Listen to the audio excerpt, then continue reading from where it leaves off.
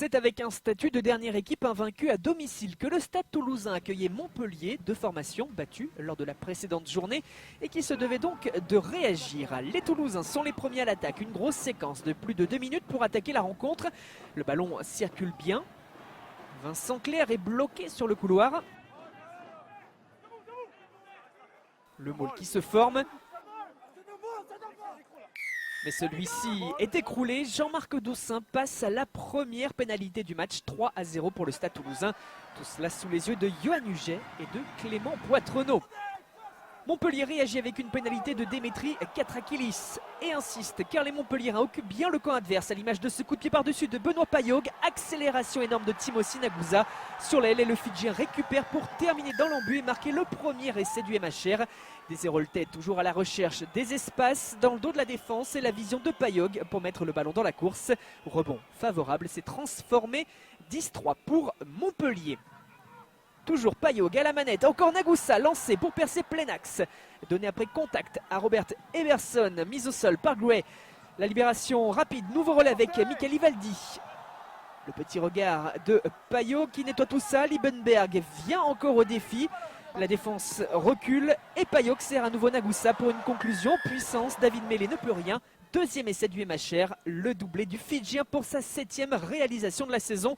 Encore une fois, on flirte avec la ligne de touche. 15-3, Katrakilis manquant la transformation et les buteurs se mettront ensuite en évidence sur pénalité pour un score à la pause de 21-12. Montpellier est en supériorité numérique après le jaune contre Fritz. Les Toulousains tentent un ballon de relance. Transmission de McAllister intercepté. Paul Villemc récupère et tel un 3/4. Le deuxième ligne met le moteur en route, feintant la passe pour Payog, ce qui trompe les défenseurs toulousains. Ce n'est pas vraiment un sprint, mais ça termine dans l'embut. Troisième essai du MHR. Réaction toulousaine à l'heure de jeu. Combinaison en sortie de mêlée. La 89 avec Maca pour mêlée qui se retourne et donne à Paul Pérez.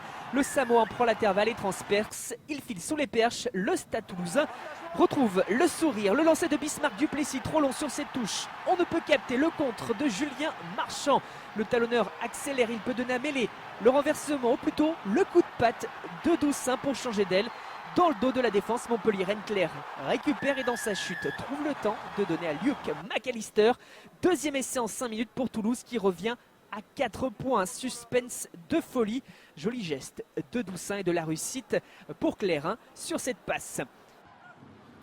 Les Montpelliérains disposaient d'une belle avance mais doivent refaire les efforts. Tchalé-Watchou au milieu de 3 Toulousains. Et dans ce ruck, Dorian Aldeguerri va aller à la faute en plongeant. Une faute qui va permettre à Katrakilis de tenter une nouvelle pénalité.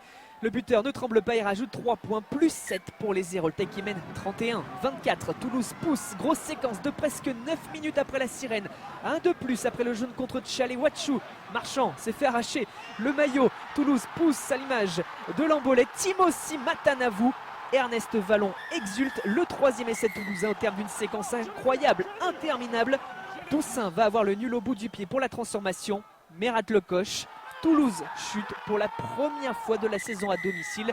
Et Montpellier prend sa revanche après sa défaite à l'aller à l'Altrad Stadium face à ces mêmes Toulousains au terme d'un match spectaculaire.